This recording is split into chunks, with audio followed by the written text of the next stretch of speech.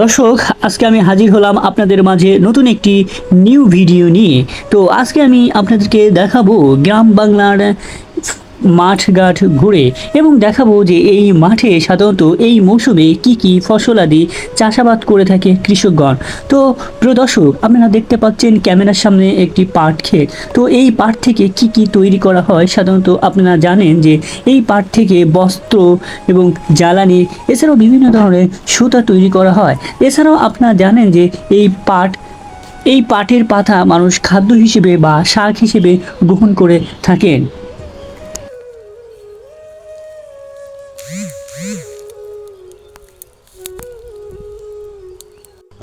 চলুন এখন আমরা দেখে আসি আরেকটি ক্ষেত।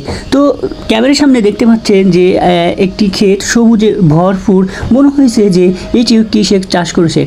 আসলে যেটি দেখতে পাচ্ছেন এটি কোনো কৃষক চাষ করেনি, এগুলো হচ্ছে ক্ষেতের একটি আগাছা। তবে আগাছা হলে এর যে ফলন হয় বা এতে যে ফল ফুটে, এই ফলগুলো খেতে অনেক মজাদার এবং অনেক টেস্টি। তো দর্শক, তো চলুন আমরা ঘুরতে ঘুরতে আরেকটি মাঠের দিকে যাই। তো এখন আমরা অন্য আরেকটি মাঠের দিকে যাচ্ছি বা অন্য আরেকটি কৃষক কী ফসল ফলাইছে সেটা দেখতে পাচ্ছেন। এটা হচ্ছে একটি তিল ক্ষেত। তো সাধারণত আপনারা জানেন যে এই তিল দিয়ে মানুষ কি তৈরি করে। সাধারণত এই তেল হিসেবে ব্যবহৃত হয়। এছাড়াও এই তেল দিয়ে নানান ধরনের খাবার আইটেমের উপকরণ তৈরি করা হয়।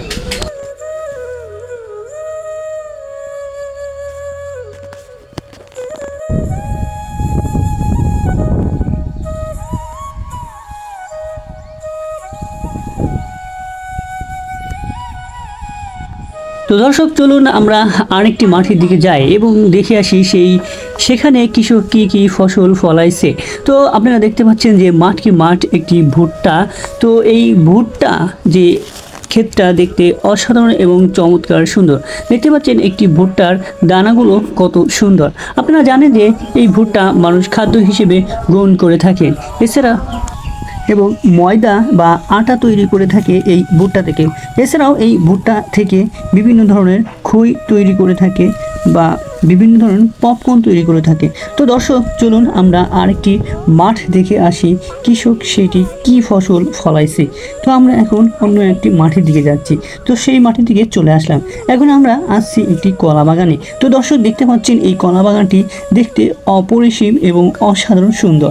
সবুজ শ্যামল সুজলায় ঘেরা এই বাগানে কলা এখনও হয়তো ধরেনি, কিন্তু পরবর্তীতে হয়তো ধরবে। তো দর্শক, আপনারা জানেন যে এই কলা মানুষের কতটা উপকৃত করে থাকে। মানুষ এই কলা খাদ্য হিসেবে গ্রহণ করে থাকে।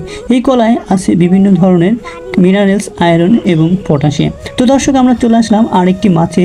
দেখতে পাচ্ছেন মানুষের মৌলিক চাহিদার অন্যতম একটি বা খাবার মেটানোর জন্য বাঙালি জাতির সবচেয়ে অন্য ধরনের খাবার তালিকায় রয়েছে এই ধান। এই ধান সবুজ শ্যামল এবং পাকলে সোনালি রং ধারণ করে। তো দর্শক, অবশ্যই এই ভিডিওটি ভালো লাগলে অবশ্যই লাইক, কমেন্ট, শেয়ার এবং ফলো দেওয়া পাশে থাকবে এবং যেন পরবর্তী ভিডিও আপনারা পেতে পারেন।